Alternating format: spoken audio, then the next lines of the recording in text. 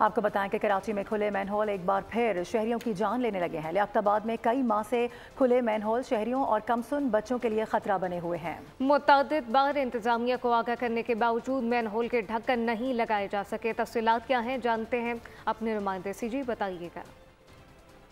जी बिल्कुल, शहर में खुले मेन होल शहरियों के लिए वबाल जान बनते जा रहे हैं। गुज़श्ता रोज़ भी एक वाक़या शाह फैसल कॉलोनी में पेश आया, जहां गटर का ढक्कन ना होने की वजह से बच्चा उस मेन होल में जा गिरा और उसकी मौत वाक़ हुई। एक बच्चे को बचा लिया गया था, दूसरा जो बच्चा है वो उसमें डूब कर जाँ बाक हुआ। इस वक्त मैं लियाकताबाद में मौजूद हूँ और लियाकताबाद के तकरीबन मुतादिद गलियाँ ऐसी हैं जहाँ मेन होल के ढक्कन ही मौजूद नहीं है। ये गटर भी आप देख सकते हैं, कैमरा मैन अमजद हमारे दिखाएंगे आपको।